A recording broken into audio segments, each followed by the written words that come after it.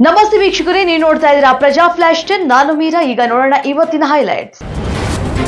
ನಮ್ಮ ಮೆಟ್ರೋ ಪ್ರಯಾಣ ದರ ಏರಿಕೆಗೆ ವ್ಯಾಪಕ ಆಕ್ರೋಶ ವ್ಯಕ್ತವಾಗ್ತಾ ಇದೆ. ಈ ಬೆನ್ನಲ್ಲೇ ರಾಜ್ಯ ಸರ್ಕಾರ ಪ್ರಯಾಣ ದರ ಏರಿಕೆಗೆ ನಾವು ಕಾರಣವಲ್ಲ, ಕೇಂದ್ರ ಸರ್ಕಾರ ಕಾರಣ ಎನ್ನುವ ಸಬೂಬು ಕೊಡ್ತಾ ಇದೆ. ಇದೀಗ ದರ ಏರಿಕೆ ವಿಚಾರ ಕಾಂಗ್ರೆಸ್ ಮತ್ತು ಬಿಜೆಪಿ ನಡುವೆ ಆರೋಪ ಪ್ರತ್ಯಾರೋಪ ನಡೀತಾ ಇದ್ದು, ಈಗ ಬಿಜೆಪಿ ಸಂಸದ ಪಿಸಿ ಮೋಹನ್ ರಾಜ್ಯ ಸರ್ಕಾರಕ್ಕೆ ತಿರುಗೇಟನ್ನು ಕೊಟ್ಟಿದ್ದಾರೆ.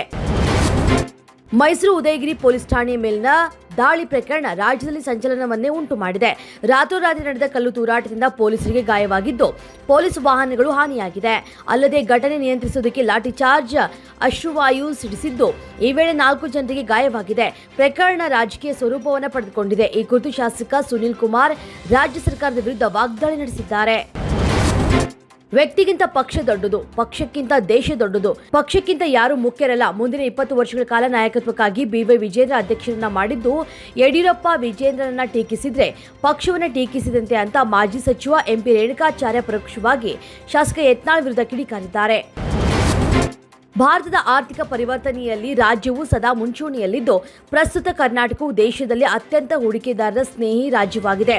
HAL, BEL, BEML ನಂಥ ಸಾರ್ವಜನಿಕ ಉದ್ಯಮಿಗಳು ನಮ್ಮಲ್ಲಿದ್ದು, ಕರ್ನಾಟಕವು ದೇಶದ ಕೈಗಾರಿಕಾ ಬೆಳವಣಿಗೆಯ ಬೆನ್ನೆಲುಬಾಗಿದೆ ಅಂತ ಮುಖ್ಯಮಂತ್ರಿ ಸಿದ್ದರಾಮಯ್ಯ ತಿಳಿಸಿದ್ದಾರೆ.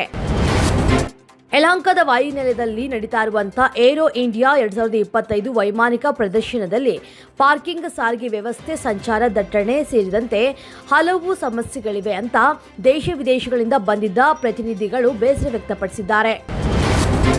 ಭೀಮಾ ತೀರದ ಕುಖ್ಯಾತ ಹಂತಕ ಚಂದಪ್ಪ ಹರಿಜನ್ ಸಹಚರ ಹಾಗೂ ಸಹೋದರ ಸಂಬಂಧಿ ಬಾಗಪ್ಪ ಹರಿಜನ್ ಹತ್ಯೆ ಮಾಡಲಾಗಿದೆ. ಮಂಗಳವಾರ ರಾತ್ರಿ 8:50 ಸುಮಾರಿಗೆ ವಿಜಯಪುರದ ಮದಿನಾ ನಗರದಲ್ಲಿ ಮಾರಕಾಸ್ತ್ರಗಳಿಂದ ಮುಖ, ತಲೆ ಸೇರಿದಂತೆ ವಿವಿಧ ಕಡೆಗಳಲ್ಲಿ ಕೊಚ್ಚಿ ಕೊಲೆ ಮಾಡಲಾಗಿದೆ. ವಿಶ್ವದರ್ಜೆಯ ಮೂಲಸೌಕರ್ಯ ಮತ್ತು ಕಾರ್ಯ ಪರಿಸರ ಹೊಂದಿರುವಂತಹ ಕರ್ನಾಟಕವು ಬಂಡವಾಳ ಹೂಡಿಕೆಗೆ ಹೇಳಿ ಮಾಡಿಸಿದ ರಾಜ್ಯವಾಗಿದೆ. ಹೂಡಿಕೆದಾರರು ಇಲ್ಲಿ ಬಂಡವಾಳ ಹೂಡಿದ್ರೆ ಇಡೀ ದೇಶವೇ ಅವರ ಬೆನ್ನಿಗಿರಲಿದೆ ಅಂತ ಕೇಂದ್ರ ರಕ್ಷಣಾ ಸಚಿವ ರಾಜನಾಥ್ ಸಿಂಗ್ ಹೇಳಿದ್ರು.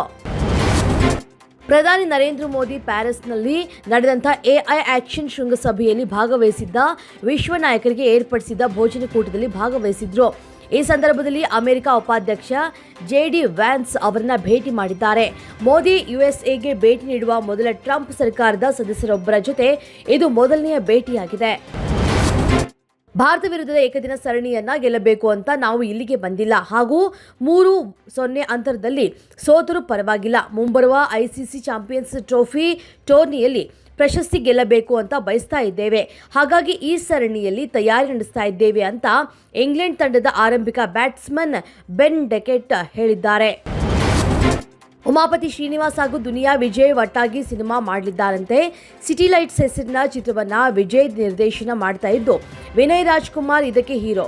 ವಿಜಯ್ ಪುತ್ರಿ ಮೋನಿಶಾ ಚಿತ್ರದ ನಾಯಕಿ. ಈ ಚಿತ್ರದ ಮುಹೂರ್ತಕ್ಕೆ ಉಮಾಪತಿ ಶ್ರೀನಿವಾಸ್ ಅವರು ಆಗಮಿಸಿದ್ರು. ಅವರು ದುನಿಯಾ ವಿಜಯ್ನ ಬಾಯ್ತುಂಬ ಹೊಗಳಿದ್ದಾರೆ. ಅವರ ಜೊತೆ ಸಿನಿಮಾ ಮಾಡುವುದಾಗಿ ಹೇಳಿದ್ದಾರೆ. ಇದಿಷ್ಟು ಇವತ್ತಿನ ಅಪ್ಡೇಟ್ಸ್. ಇನ್ನಷ್ಟು ಅಪ್ಡೇಟ್ಸ್ಗಾಗಿ ನೋಡ್ತಾ ಇರಿ ಪ್ರಜಾಧ್ವನಿ ಟಿವಿ.